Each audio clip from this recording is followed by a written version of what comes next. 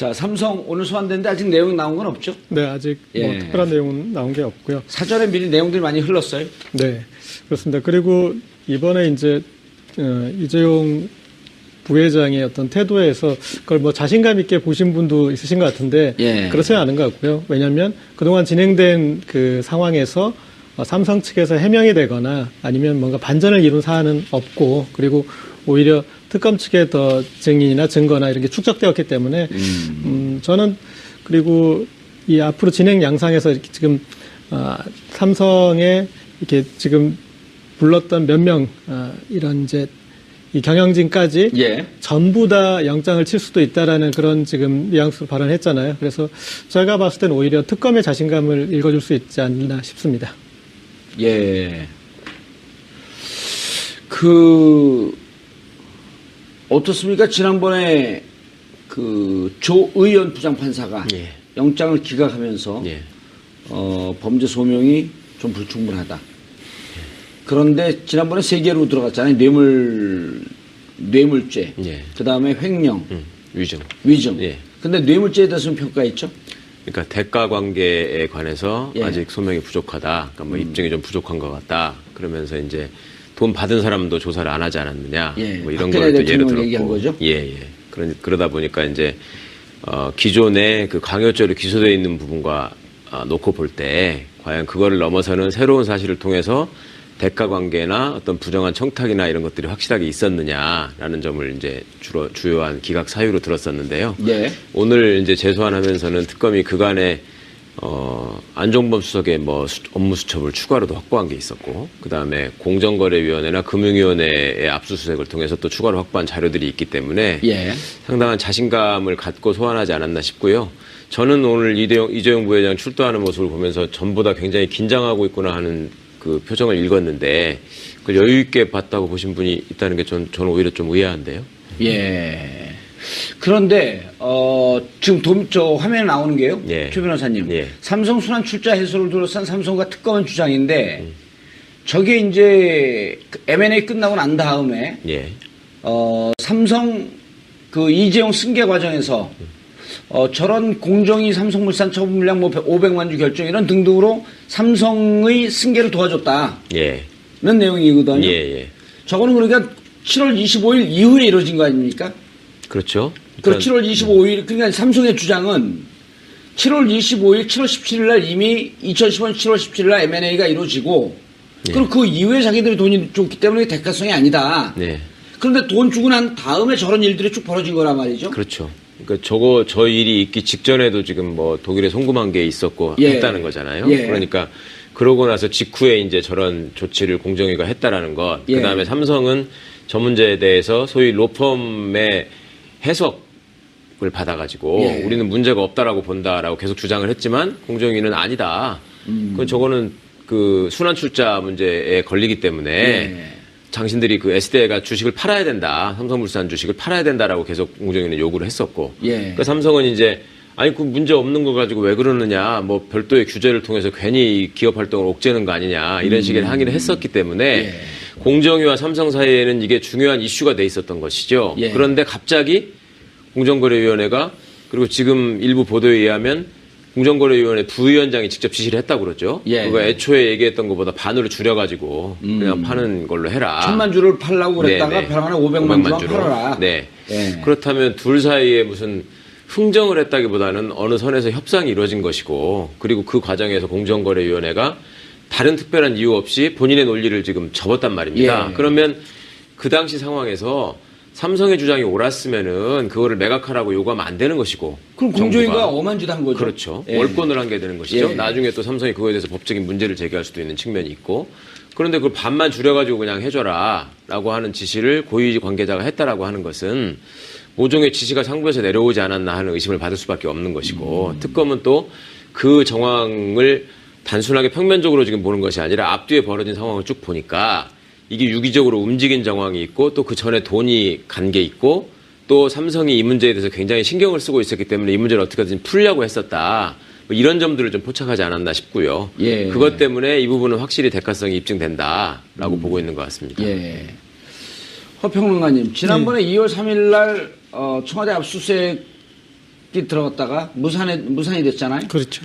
같은 시간에 이제 이른바 성동격서라고 하는 표현을 저희가 여기서 여러 차례 썼는데요. 금융위하고 공정위 압수수색이 들어갔단 말이에요. 그렇죠. 금융위하고 공정위에서는 전혀 모르고 있다가 아닌 밤중에 뭐 날벼락 맞듯이 압수수색 돼갖고 전체가 다 털렸다는 거 아니에요? 그리고 그 털린 근거 속에서 보면은 공정위에 청와대가 일정하게 압력을 가해서 삼성을 도와주는 과정. 예. 지금 방금 나왔던 그 도표죠. 그렇죠. 그래서 당시에 청와대에 이제 경제수석실 산하에 있는 그 금융비서관이죠. 예, 금융비서관. 예, 예. 그 최상목 씨인데 예. 이분이 지금 기재부 1차관을 하고 있죠. 그 이분이 이제 안종범 수석의 지시로 그렇게 이제 공정위에 뭐 이렇게 미팅을 하고 연락을 취했다. 그러니까 예. 청와대에 압력이 들어갔다는 거죠. 그래서 이제 그런 객관적 진술을 이미 이제 특검이 받아놨다는 거죠. 그러니까 이거는 뭐 명백한 증거, 진술을 통해서 확보해 놓았기 때문에 이제 특검이 좀 자신 있어 하는 부분이죠. 이재용의 대가성, 삼성의 대가성을 입증할 만한 자신할 수 있는 진술을 받았다. 예. 그래서 이제 그 이전에 이제 기각될 때는 뭐 이미 다 아시다시피 삼성물산하고 제일모직의 합병권과 그거의 대가성을 이야기했는데 예. 이제는 그것과 관계없이 SDI에서 처분해야 될 이제 그 주식 1,000만 주로 했는데 그중에 예. 500만 주로 이렇게 줄여준 이 부분이 이제 대가성이 확실한 것이 아닌가 이렇게 보는 거죠.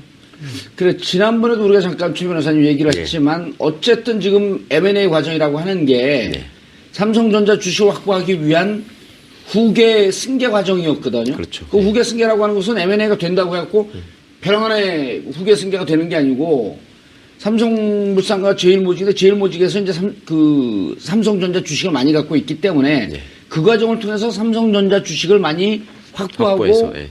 후계 과정을 완성하려고 했던 건데 그럼 후계 과정이라고 하는 것은 한순간에 완샷으로 끝나는 게 아니라 지속적으로 가는 거 아니에요? 그럼요. 그러니까 당시에 이제 그 우리가 언론 보도를 좀 반추해 보면요. 예. 그때 당시에는 이 부분이 삼성의 후계 구도와 관련한 특혜가 있을 수 있다라는 쪽에 포커스를 맞춘 보도가 거의 없었습니다. 예. 그때는 무슨 외국계 펀드가 삼성을 집어삼키려고 한다. 예. 그러니까 뭐 이걸 지켜야 되는 거 아니냐. 예. 그 일종의 애국심에 홍보하는 뭐 이런 삼성의 전략이 있었는데요. 그렇죠. 지금 무슨 그 엘리엇인가 그쪽 그 예. 펀드에서 들어가고. 그러니까 지금 그 박 대통령이 일부 변명한 내용이나 또 삼성의 주장을 보면은 이거는 그런 문제가 아니었고 당시에 외국계 자본으로부터 우리 국내 기업을 지키는 일이었다라는 식의 지금 해명을 하고 있단 말입니다. 그렇죠. 그런데 그거의 이면을 보다 보니까 지금 말씀하신 것처럼 그 승계 작업이라고 하는 것이 결코 한 번에 이루어질 수 있는 것이 아니고 여러 가지 복잡한 구조를 통해서 첫째는 세금을 아끼고 예. 그다음에 두 번째는 이재용 씨의 지분을 공고하게 해서 다른 사람으로부터 경영권을 침탈당하지 않도록 어떤 지배구조를 공고해야 하는 작업의 일환이었는데 그 과정에서 이제 그 M&A라고 하는 것이 아주 중요한 수단으로 지금 활용이 됐었단 말이죠. 예. 그리고 공교롭게도 그 M&A 작업이 이루어지는 와중에 정부가 또 정부 관료들이 또 공적 자금을 운영하는 우리 국민연금공단이 이게 이제 계속 개입한 흔적이 나오고 또 그와 관련돼서 잘못된 정책 결정을 했거나 아니면 이상한 의사결정을 하고 그걸 삼성 측에 유리하도록 집행한 사람들이 지금 다 구속되어 있는 상황이란 말입니다. 예. 그리고 거기에 추가로 지금 그거가 완결되고 하는 과정에서 별도로 있었던 또 그 부수적인 조치들이 있었고 그것 중에 하나가 그 삼성 SDI의 그 삼성물산 보유 주식 매각 문제가 드러난 예. 것이고 또 그 매각되는 상황을 놓고 보니까 그 앞에 이제 우리 정유라 씨의 말구입과 관련된 삼성의 지원 예. 이런 흔적들이 이제 시차적으로도 이게 좀 일치하는 측면이 있고 그렇다 보니 삼성이 청와대의 요구를 수용하고 내지는 좀 더 적극적으로 오히려 더 대범할 정도로 그 최순실과 정유라의 지원에 앞장섰던 이유가 예. 결국은 후계 구도를 공고화해서 이재용 승계 작업을 마무리하려는 예. 그러니까 지금 대통령이 있을 때 뭐 그런 의도가 많이 발현된 게 아닌가. 이 예. 특검은 이제 그런 부분에 대해서 상당 부분 파악을 했다고 생각하고 어떤 자신감을 가지고 구속영장을 다시 청구한 거 아닌가 예. 그런 생각이 듭니다. 여기서 이렇게 좀 한 가지 짚어야 되는 게 이거 삼성 전문가였었죠. 아유, 그 정도 죄송합니다. 전문가는 아닙니다. 그런데 이제 이를테면 엘리엇 같은 경우에 나중에 되니까 본말이 전도돼서 엘리엇으로부터 경영권을 지키는 과정에 이런 어떤 필요했다 그런 식으로 논리가 되고 있지만 그게 아닙니다. 그러니까 엘리엇은 삼성의 경영권을 노리는 게 아니라 이 갑자기 삼성이 지금 이건희 회장 쓰러진 뒤에 갑자기 이제 이 경영권 승계를 위해서 그리고 어떤 이제 지분 구조를 갑자기 변동하는데 와중에 보니까 돈을 벌 어떤 그 구석이 보여서 거기에 경영권 싸움을 일부러 벌인 거죠. 예. 그래서 이제 엘리엇이 노리는 것은 그쪽이었고 그래서 아니 엘리엇이 당시 보면 약 한 5% 정도 삼성물산의 지분을 갖고 있었고 예. 삼성물산은 저평가되고 있었고 제일모직이 고평가되면서 삼성물산이 M&A를 하게 되면 손해보는 과정이었잖아요. 네네. 그러니까 엘리엇은 내가 여기다 투자했는데 왜 내가 손해보냐 그러면서 주주들에게 삼성물산 주식을 갖고 있는 주주들에게 그걸 알리려고 그랬던 거 아니에요. 그렇죠. 자기가 경영권을 치고 들어오는 게 아니고. 예. 그래서 이제 그 전에 가장 중요한 건 이건희 회장이 쓰러진 게 가장 중요한 팩트고 예. 그 뒤에 빨리 이건희 회장이 사망하기 전에 이 부분에 대해서 정돈을 해둬야 되는 그러네. 필요성이 2014년에 이건희 회장이 쓰러졌죠? 네. 예. 그래서 이제 거기에서 이제 그 과정들이 진행하는 와중에 이제 엘리엇은 그래서 엘리엇 가지고 얘기를 한다는 건 조금 제가 봤을 때는 예. 본말이 전도된 것이고 그다음에 이제 이 특검이 줄기를 지금 이제 삼성전기 이 부분도 고구마 줄기 하나를 또 큰 줄기를 하나 이렇게 잡은 거지 않습니까? 예. 그런데 삼성전기 아니면 삼성전자요? 이번에 이제 이 공정위 관련 내용을 예. 이제 새로 잡은 건데 보면은 이 경영권 지배 구조 관계는 M&A로 끝나는 게 아니라 계속 어떤 과정들을 거쳐서 그다음에 이제 경제학자들은 이 뒤에 필요했던 게 인적 분할을 얘기하더라고요. 그래서 이제 그 뒤에 인적 분할이라는 과정을 통해서 한 번 더 가야 되는데 아직도 남아 있는데 만약에 이런 사태가 없었으면은 또 다른 특혜들이 이제 발생했을 지점까지도 읽고 있는데 그런 어떤 계속 이 단계로 시계열로 보면은 그 내용들이 이제 좀 선명하게 보이는 거죠. 예. 그리고 승계 과정이라고 하는 게 M&A로 끝나는 게 아니라 그것이 주식 중심이 돼서 또 다른 기업의 주식을 사고 파는 과정, 순환 출자 구조가 계속 이어져야지 완성이 되는 거 아니에요? 네, 그렇습니다. 그리고 이번에 이제 그거를 잡아낸 거고. 그렇죠. 그리고 이미 이제 그것들을 막기 위해서 법을 만들어 놨는데 공정위에서도 그러니까 그 법에 의해서 이제 이번에 가장 시범적으로 이렇게 했던 그 사안이잖아요. 그리고 예. 중요한 게 이렇게 물량이 보면은 삼성물산 제일모직 합병해서 이제 900만 주 확보했다가 이번에 지금 처리해야 되는 물량이 1000만 주에서 500만 주고 왔다 갔다 하니까 좀 결코 작은 사안은 또 아니었다. 예. 지금 이제 이 특검을 잡은 증거가 공정위 같은 경우는 그 공정위 과정 순환 출자, 그 다음에 승계 과정에 대해서는 공정위 압수수색을 통해서 찾은 거고 또 하나는 도승지의 사초라고 하는 39건 안종범 수석의 노트.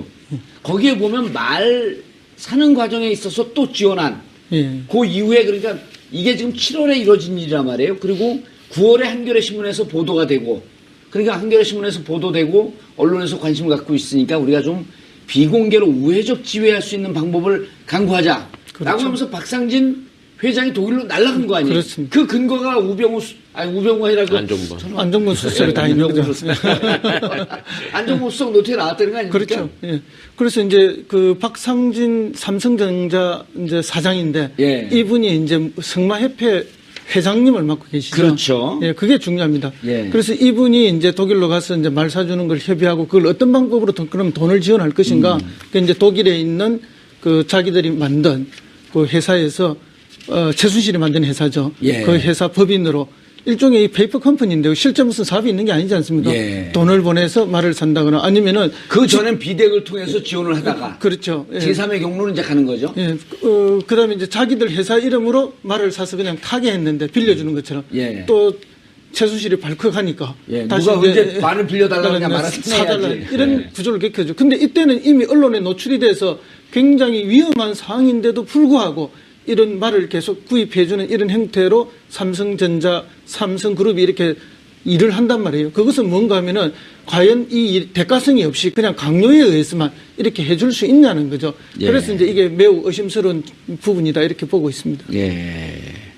자, 그럼 최 변호사님. 예. 일단, 공정위에서 나온 근거, 예. 순환 출자 구조, 그 다음에 승계 과정, 예. 요거에 대한 증거가 하나 있고, 네. 그래, 이거는 M&A 한 거, 네. 그리고 그 이후에 자금 지원, 예를 들어 K스포츠 재단, 미르 재단, 그 다음에 이거에 대한 대가로 거기다 돈도 놓고 비대기 놓고, 네. 이게 대가성 관계라고 하는 게 이것만 입증돼도 이게 그 구속영장을 칠 텐데, 문제는 우회 과정에 대한 증거도 지금 나와 있다는 거 아닌가요? 그러니까 저는 언론 보도는 좀 그 부족했지만 안종범 수석의 업무 수첩에 주목을 해야 된다는 예. 생각이 들더라고요. 그러니까 그 공정이나 금융이나 아까도 말씀하신 것처럼 누구도 예상하지 못한 순간에서 갑자기 들어가서 압수수색을 했기 때문에. 예, 그리고 일반인들이 알기에는 좀 복잡해요. 그렇죠. 그거는. 그때 이제 사실은 전문가들은 아, 특검이 지금 뭔가 확실한 걸 하나 잡았구나라는 생각을 했었습니다. 그러니까 공정이나 금융위는 국가기관이기 때문에 무턱대고 들어가가지고 그냥 장부 다 내놔라 이렇게 할 수는 없거든요. 그러니까 나중에 알고 보니까 아, 경제수석의 업무수첩이 더 있었고 그걸 이 사람이 자진해서 제출했다더라 이런 얘기가 이제 합쳐진 게 된 예. 것이죠. 그렇다면 당시에 안종범 수석이 업무수첩을 제출하게 된 경위에 대해서도 좀 생각을 해보시면 좋겠는데 정확하게 일자로 계산해 보면요. 예. 안종범 수석의 39건의 수첩이 제출된 게 1월 26일이고 예. 그다음에 청와대 압수수색과 금융위 공정위 압수수색 들어간 게 2월 3일이에요. 예. 그러니까 설 명절 동안 일주일 동안 분석을 했다는 거거든요. 그렇죠. 이거를. 그 사이에 그러니까 그거를 쭉 보고 있었다는 거죠. 예. 그렇다면 또 그 이제 업무 수첩의 입수 경위를 보니까 이거를 숨겨놓은 걸 어디서 찾아내가지고 강제로 뺏어온 게 아니라 안종범 수석이 부인의 구속을 면하기 위해서 예. 어떻게 보면 특검의 일정 부분 수사 협조를 약속하고 자 수첩이 더 있습니다. 그거를 내가 측근을 통해서 갖다가 제출하겠으니 이 부분은 좀 어떻게 해주시죠라는 제안을 했을 것 같아요. 예. 그렇다면 안종범 수석은 그 수첩의 내용에 대해서 상세한 설명을 했을 것이고 그다음에 그 수첩을 본 분들은 안종범 수석의 수첩은 굉장히 자세하게 문장 구조로 써 있다 문장 구조로. 그러잖아요. 예. 예, 개괄식이 아니고. 그렇다면 본인이 그거를 이 삼성의 어떤 승계 작업과 관련한 정책 집행에 있어서 지시를 받고 많은 걸 이행한 안종범 수석의 입장에서는 특검이 보기에 굉장히 유용한 의미가 있는 얘기들을 진술들을 많이 했을 것 같다. 그리고 그런 것들이 바탕이 되다 보니 특검은 자신 있게 공정이나 금융위를 압수수색을 할 수 있었던 것이고 예. 그리고 이제 언론에서는 예상하지 못했던 부분에 압수수색이 들어가니까 그 배경을 물었으니까 그거에 대해서 이제 특검은 개략적인 이유만 알려줬던 것이고 그 나머지 이제 진짜 핵심이 되는 부분 예. 애초에 그 내용을 알아냈던 부분은 지금 전략상 아직 공개하지 않고 지금 이 정도 나왔는데도 아직 공개가 안 된 거로. 그러니까 이번에 이제 소환을 해서 추궁해야 될 그 약점이 있어야 될 거 아니에요. 예. 그거를 전부 언론에 알려주면 안 되니까 어느 부분은 좀 갖고 있지 않을까. 예. 그래서 그렇죠. 그걸 통해서 저쪽도 변호인 쪽이 태평양 예. 당대 최강의 그 화력을 자랑하는. 예. 그렇기 때문에 이제 얘기는 하지 않았지만 어쨌든 이 공정위가 예. 청와대 압력을 받아서 삼성을 도와주는 과정. 예. 큰 개괄적인 구조는 그렇게 볼 수 있는 거 아니에요? 그렇습니다. 그러니까 특검이 지금 영장이 한번 기각된 마당에 예. 지금 재소환해서 영장을 다시 발부받기 위해서는 소위 비장의 무기가 있어야 되는 것이죠. 그러니까 조사를 하면서 피의자 이재용 씨를 굴복시킬 수 있는 어떤 명확한 증거나 진술을 확보했다거나 아니면 법정에서 또다시 영장 실질 심사가 이루어질 때 자, 이러이러한 증거들이 추가로 확보됐고 이 부분에 대해서 삼성이 추후에 이러이러한 조치를 통해서 증거를 인멸하려고 했다. 내지는 예. 이재용 씨가 이 부분에 대해서 계속 인지를 하고 지시를 하고 있었다. 이런 부분들을 드러내야지만 영장 발부의 확률이 높아지기 때문에 예. 그거를 지금까지 특검이 알고 있었던 정보나 확보한 자료들을 언론에 전부 다 공개했을 것이다. 라고 그러진 보는 거는 않을 좀 것이다. 순진한 예. 판단인 것 같고요. 허평론가님, 네. 아까도 이제 말씀하셨던 지금 공정위와 이제 얘기를 하면서 우리가 또 기존에 알고 있던 정보 언론 보도를 보게 되면 두 축이란 말이에요, 지금. 뇌물죄와 관련해서는. 하나는 공정위를 통한 대가성 있는 지원을 하고 있었던 거고 또 하나는 독일에 직접 꽂는 식으로 재정 지원이 있었는데 한 기자는 이런 기사를 써요. 블라디미르가 칼이 될지 창이 될지 방패가 될지 블라디미르를 삼성은 사주지 않았다. 지난번 영장 청구 때도 그 얘기가 나왔다는 거예요. 블라디미르라고 하는 것을 10월에 정유라가 타면서 유럽 승마 잡지 일명 톱으로 그 기사가 나왔다는 거예요. 워낙 유명한 그 말이고 이 말을 타는 순간 2020년 도쿄올림픽에서 금메달이다. 할 정도로 이제 말이 명만데 그 정유라가 그걸 타고 있어서 코리안 리틀 걸이라고 나왔는지는 모르겠지만 어쨌든 한국 여성이 타고 있다 이거를. 그래서 그 블라디미르를 누가 사줬냐. 그런데 이번에 보니까 블라디미르를 삼성이 사준 거 아니냐. 그러니까 삼성은 우리가 사줬으면 난 뇌물죄로 들어가겠다. 한번 해봐라. 그런데 특검이 뭔가 잡은 거 아니냐. 그렇죠. 예. 뭐 특검이 뭐 구체적으로 그 부분을 어떻게 잡았는지 진짜 저희들이 이재용이 박상진 회장한테 문자를 보냈다는 거 아니에요? 그 이제 문자가 나왔다는 거죠. 예. 이재용이 보낸 문자가 나오고 그다음에 이제 박상진이 그때 이제 그 삼성그룹 전체에서 그 휴대폰 다 교체하고 버려라. 예. 옛날 쓰던 그랬는데 박상진 사장만 그때 버리지 않고 가지고 있다가 예. 그 옛날 휴대폰이 그대로 그 압수가 됐죠. 그렇죠. 그래서 거기에 모든 이제 증거들이 이런 게 다 남아 있다는 거고. 예. 근데 박상진 사장이 그럼 그때 왜 다른 사람들은 다 휴대폰을 그 처분했는데 자기는 버리지 않고 그걸 가지고 있었을까 해서 그때 당시에도 그 배경까지도 우리가 궁금해했던 적이 예. 있죠.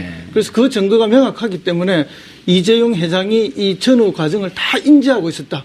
그러니까 이제 국회 청문회 나왔어도 저는 잘 모릅니다. 모른다. 예. 보고받지 않습니다. 그런 일은 저한테 보고하지 않습니다. 나중에 갔어야 뭐 미전실 회의 결과가 보고대한테 돼서 알았습니다. 이렇게 이야기했지만은 처음부터 다 알고 있었고 과정 전부를 다 보고받고 인지하고 있었던 것이 아닌가.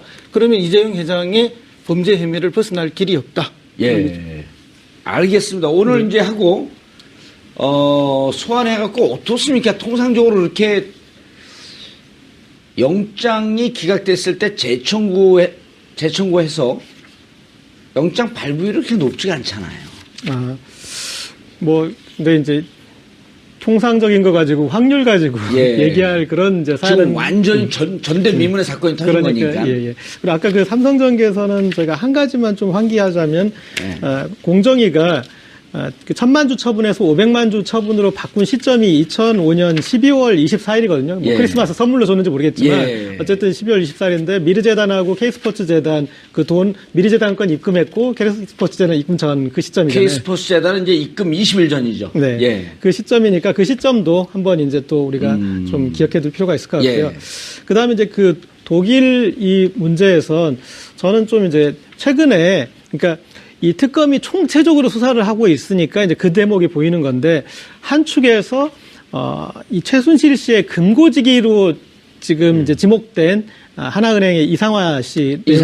네, 안정범 예. 업무수첩에 이제 그 사람 계속 지속적으로 나오긴 나오는데 뭔가 혐의가 안 나와요. 본부장으로 이렇게 승진시켜달라 이제 그런 예. 이제 어떤 청탁 로비를 해석할 수 있는 여지가 있는 이제 그런 수천 메모가 있었는데 그 사람을 중심으로 해서 그 사람은 삼성 사람이 아니지만 고려대 인맥으로 해서 예. 유재경 이제 미얀마 대사도 연결이 되고 그리고 또 그들과 또 한 축을 이룬 사람이 양혜경이라는 이제 제독 한인경제 이제 회장인데 예. 그분이 삼성물산 출신이에요. 프랑크푸르트 지점장 정도 이제 어떤 그런 삼성물산 유럽 총지점장이었죠. 거기까지 2011년까지. 예, 그렇게 했던 그분인데 이제 그분 때부터 해서 삼성과의 이제 어떤 본격적인 그런 이제 그게 가고 그다음에 우리가 봤을 때 최순실이라는 사람이 본인의 이력은 분명히 유치원 원장을 했던 사람이잖아요. 그런데 어떻게 그렇게 국제적인 수준의 그런 걸 했을까 했을 때 누군가 모종의 뒤에서 기획하고 조언하고 실행했던 어떤 그룹이 있지 않을까 했을 때 이제 그 그룹들이 지금 이제 그려지고 있는 것 같습니다. 그리고 그 삼성물산 대표이사 96년도부터 대표이사를 해가지고 2005년도 6년까지 회장까지 했던 현명관 회장이 이제 그 뒤에 마사회 회장 그렇죠. 박근혜 정부 박근혜 정권이 들어설 때 거기에 이제 캠프에서 2007년 대선에서 2012년 대선 모두 역할을 하고 그리고 이제 청와대 비서실장까지 거론됐던 분인데 그분이 이제 마사회 회장으로 가는 거죠. 네. 예. 그럼 그분의 휘하에 양혜경 유럽 본부장이 있었던 것이고 그래서 거기에 이제 초기에 그리고 지속적으로 최순실 씨와 관계된 그 그룹이 또 삼성 출신이 연결이 된다라는 그 부분도 좀 주목을 해볼 필요가 있을 것 같습니다. 알겠습니다. 영장을 언제쯤 청구할까요? 글쎄 뭐 오늘 지금 소환을 했기 때문에 뭐 제가 보기에는 오늘 안으로 청구하지 않을까 싶은데요. 아 그래요? 네, 뭐 특별히 지금 이재용 회장을 통해서 자백을 받아낼 자료가 있다면 뭐 조금 더 시간을 가지고 이제 뭐 48시간을 활용을 하겠지만 글쎄 이 정도면 어느 정도 준비하고 생각하고 하지 않았나 싶은 생각이 듭니다. 그리고 특검이 시간이 많지 않기 때문에 저는 오늘 저녁이라도 청구할 수 있다라고 생각을 합니다. 오늘 저녁에 지금 소환하다가 그 상태에서 청구해서 바로 만약 발부가 되면 구속으로 가는. 그렇죠. 그러니까 시간이 이제 과거 같으면 조사를 하고 돌려보내고 또 정리를 한 다음에 뭐 하는 그런 이제 수순을 밟았는데 지금 이제 여러 가지로 특검이 사실은 시간을 좀 몰리고 있는 측면이 있거든요. 그래서 이번에는 아마 좀 그런 강수를 쓰는 것도 좀 보이지 않을까. 그렇게 되면 삼성 입장에서는 완전히 허가 찔리는 거고 지금 이제 보면은 최지성 실장, 그다음 장충기 차장, 박상진 회장, 이재용 이렇게 했고 이 그 4명에 대해서 다 이 영장을 친다는 그런 설이 돌고 있거든요. 한꺼번에 한다는 얘기도 있었죠. 예. 그러니까 이제 그거를 특검이 지금 나름 이제 그 영장 발부에 관해서 상당히 전략적인 판단을 해야 될 것이고 또 전략을 치밀하게 짰을 겁니다. 예. 그렇다면 지금 언론을 통해서 나오고 있는 얘기들을 보면 일단은 그 하급자들한테서 나온 얘기는 조금 더 구체적이고 명확한 얘기들이 있다라는 뉘앙스를 계속 보이고 있는 예. 거고요. 그렇다면 그 사람들을 그냥 두지 않겠다. 예. 그러니까 이재용 씨가 말하자면 아래쪽에다가 떠미루고 혼자만 빠져나가는 일은 절대 용납하지 않겠다라는 의지를 밝힌 것 같고 그런 차원이라면 아랫사람들로부터 그러니까 그 실무를 현지에서 진행한 박상진 사장 같은 사람들을 비롯한 여러 사람들로부터 확보한 여러 진술을 바탕으로 해서 이재용 씨가 계속 부인을 하게 되면 당장이라도 당신 구속영장 청구하겠다 이런 식의 압박을 지금 하고 있지 않을까 예. 그런 생각을 합니다. 이 점에 관련해서는 지난번에 그 블랙리스트 관련해서 예. 그 특검의 모습을 보면 좀 치사받는 점이 있지 않을까 예. 하는데요. 그때는 그 담당 비서관들 먼저 다 조사하고 구속하고 이랬죠. 그래서 예. 밑에서부터 조사하고 구속해 가면서 조윤성과 그다음에 김기춘을 이렇게 이제 구속시켰는데 이번에 삼성 같은 경우에는 오히려 이제 그 뭐 경제적인 그 활동이라든지 경영 활동을 보장하기 위해서 실무 책임자들은 오히려 빼주고 이재용 회장만 구속시키려고 하다가 지난번에 실패한 거 아닙니까? 예. 그럼 거꾸로 우리 상식적으로 생각할 때 이번에는 방금 말씀하신 최지성이라든지 장충기 또는 이제 박상진 사장이라든지 이런 실무 핵심 책임자들을 먼저 구속시키고 내지는 동시에 구속영장을 청구함으로써 이재용 회장이 빠져나가지 못할 그런 명분을 분명하게 만들어가지 않을까.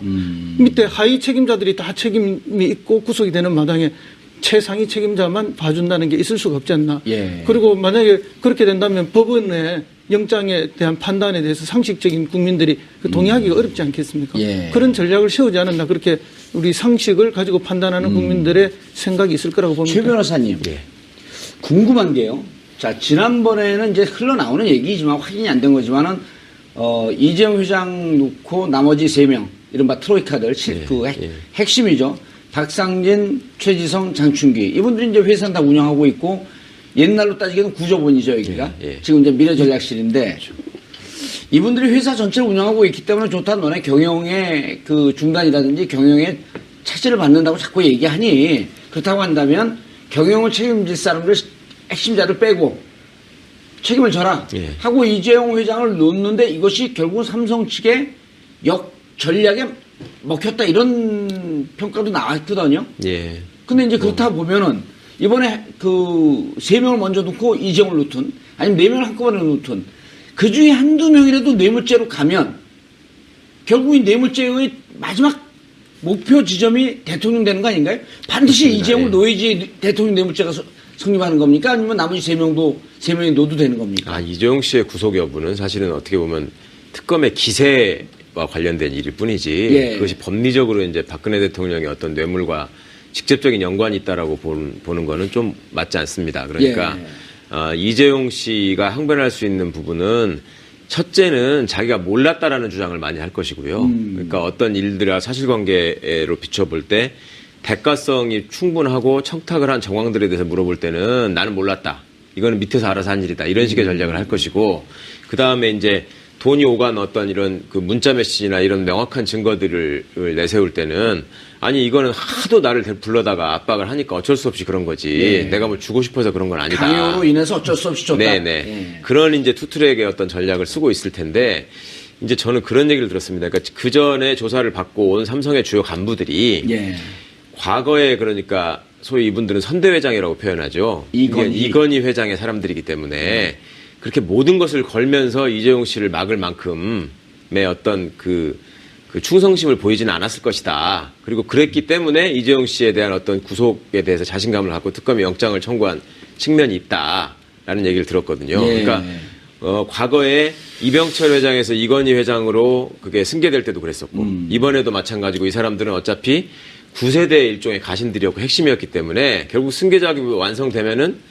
정리될 수 있는 사람들이잖아요. 그러니까 그런 측면을 특검도 알고 있으니까 그 부분들을 가지고 최대한 지렛대로 활용했을 것 같고 이번에 이제 함께 그러면 구속영장을 청구하겠다라는 얘기를 흘린 이유는 뭐냐면 그분들이 자발적으로 조금 더 나간 진술을 해달라.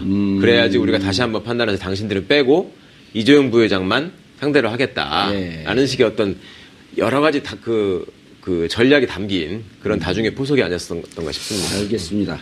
예.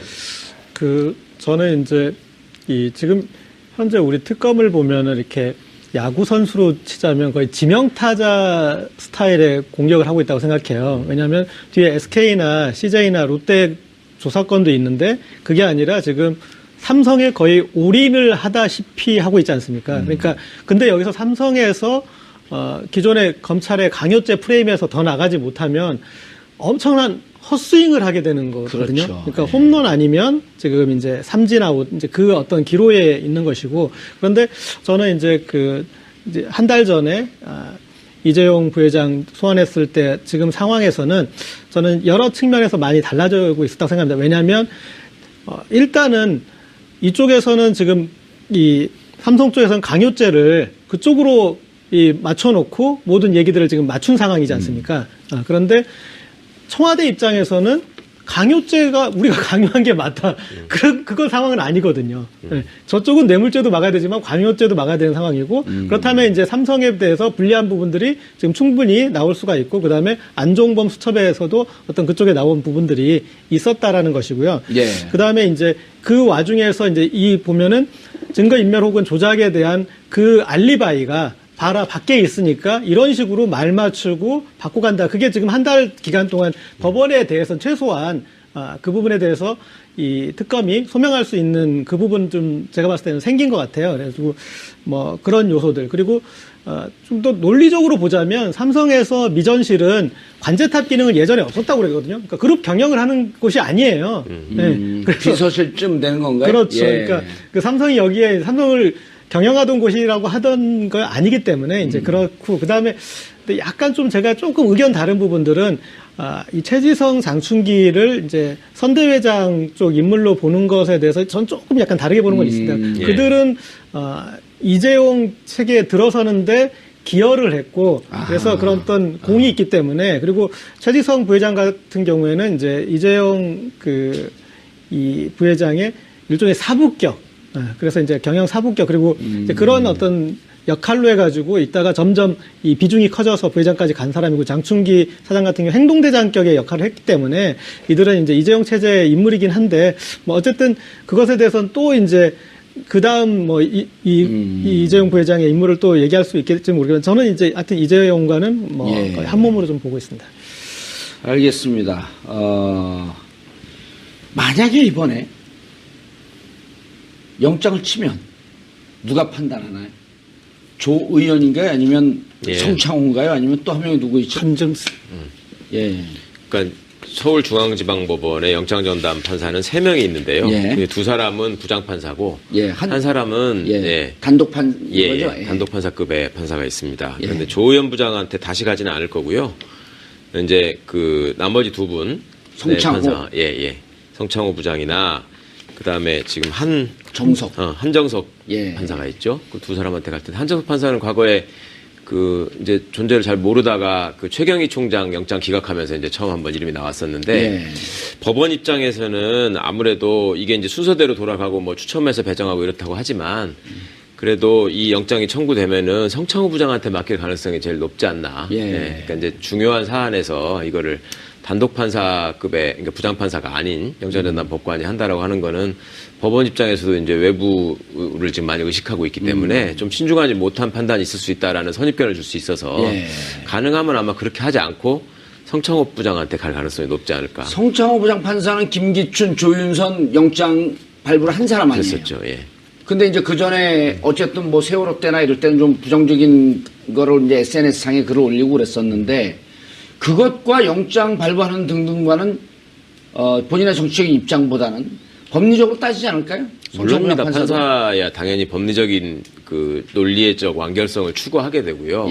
그러나 구속 여부를 판단하는 데 있어서는 지난번에 이제 조의원 부장판사가 비판을 받았던 지점이 구속영장을 발부할 때는 범죄가 완벽하게 입증됐느냐의 여부로 발부하는 것이 아니라. 그럼 자기 할 일 아니잖아요. 그렇죠. 예. 그거는 나중에 이제 형사재판에 재판장이 판단할 일이고 지금 영장전담 부장판사가 구속영장의 발부 여부를 판단할 때는 이 사안에 있어서 지금 구속의 필요성이 있느냐. 특히 이제 이재용 부회장 같은 경우에는 가장 중요하게 봐야 될 것이 증거인멸의 우려가 있느냐 없느냐의 문제. 그렇죠. 예. 그다음에 두 번째로 또 간과할 수 없는 것이 범죄의 중대성 측면이 있는 거거든요. 그러니까 이건 형사소송법에 규정되어 있는 구속 사유입니다. 요건인데 그 부분을 판단하는 데 있어서 논리적으로 사실적으로 좀 미흡한 그 이유를 썼기 때문에 그 안팎으로부터 비판을 받았던 것이죠. 그러니까 범죄 중대성은 일단 입증이 됐고요. 그렇죠. 그리고 지속적으로 본인의 죄를 좀 인멸하기 위해서 증거 인멸할 위험성이 있고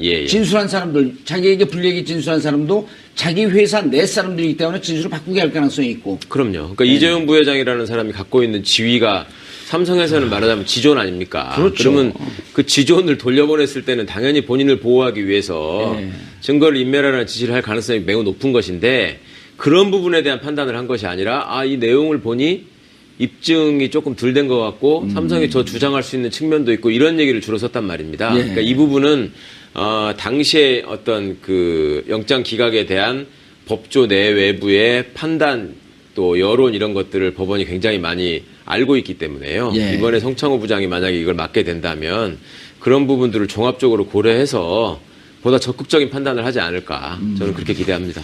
그런데 14일 날 내일이죠. 그 성창호 부장판사가 최경희 전 총장에 대한 영장 실질 심사를 한다고 되어 있거든요.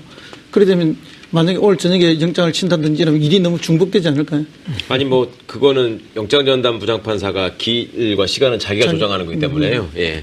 최경희 총장이 기각됐다 다시 들어갔나요 또? 저기도 재청구했죠. 영장을 재청구했는데 내일 실질 심사를 이재용 사건이 너무 크다 보니까 최경희 총장의 슬그머니 없어졌네요. 이제 거기도 이제 나머지 밑에 교수들이 다 구속이 됐는데 최경희 총장만 구속이 안 됐잖아요. 그렇죠. 그래서 이제 특검이 다시 조사해서 지금 재청구를 한 거 아닙니까? 그거에 대한 내일 영장 실질 심사가 내일 있다는 거죠. 그 담당이 지금 성창호 부장판사가 맡고 있다는 거죠. 그리고 그러면은 이것도 자, 근데 최 변호사님, 솔직한 얘기가 이렇게 하면 개인 판단합니까? 아니면 그 대법하고 의견 조율을 좀 합니까? 아니 뭐 글쎄 그거야 정확히 알 수는 없지만 이거를 영장전담 부장판사가 홀로 외로이 판단하기는 너무 크잖아요. 그렇죠. 그리고 영장전담 부장판사는 어쨌든 꽤 에이스로 평가받는 판사들 아니에요? 예, 그렇습니다. 그러니까 과거에 제가 이제 이 사건 말고 다른 사안에서 어떤 유력 정치인의 구속영장 그 발부 여부가 쟁점이 됐을 때나 보면은 담당하는 그 영장전담 판사들이 굉장히 부담을 느끼고요. 여기저기 많이 전화를 해서 조언을 구합니다. 그러니까 꼭 상부의 무슨 지침을 기다리고 있다기보다는 여러 사람들의 의견을 들어보고 법리적 판단도 좀 해보고 그렇습니다. 본인도 한번 자기 생각에 대해서 평가를 받아보고 이것이 나한테 과연 이런 어떤 결정을 했을 때 나한테 어떤 후폭풍이 닥칠 것인가에 대해 사람인 만큼 생각을 안 할 수가 없거든요. 그러니까 이제 그런 부분에 대해서는 다각적으로 생각을 하겠지만 뭐 대법원의 지시에 따라서 혹은 대법원장의 판단에 따라서 그대로 그 역할을 이행할 것이다라는 측면은 그렇게 노골적으로는 못할 것이고. 네. 우리 삼성 얘기하다가 우병우 옷꾸라지 얘기도 좀 해야 되는데 우병우 이번 주에 갑니까 안 갑니까? 저건 우병우 전 수석이죠. 이분만 빼고는 뭐 어쨌든 다 조사도 받고 수사도 받고 하는 것 같은데 이분은 한 번도 부르지도 않았지 않습니까? 그리고 이제 나오는 이야기는 뭐 여러 가지 제보가 쏟아져 들어오고 또 그 사이에 몇 가지 이제 증거가 더 잡히고 예를 들면 뭐 문체부의 그 간부들 5명 뭐 인사 강등 조치할 때, 강등이 아니고 그 자천할 때 직접 개입했던 것들이 추가적으로 나오긴 했는데 이상하게 특검이 우병우만은 손대지 않고 있다. 오늘 또 일부 보도에서는 이제 10억 정도 차명 계좌에 들어있는 게 나왔다. 이렇게 되는데 뭐 부분적으로는 좀 이렇게 증거도 잡고 한 것 같은데 우병우는 두고 있는데 이제 뭐 여러 가지 이야기가 나와 있죠. 이 특검 안에 특검부 2명이 역시 이제 파견 나와 있는 부장검사라서 또 실제 우병우 수사를 하다 보면 법무부나 친정인 검찰을 수사해야 되는 경우도 있는데 그런 것 때문에 가능한 일이냐.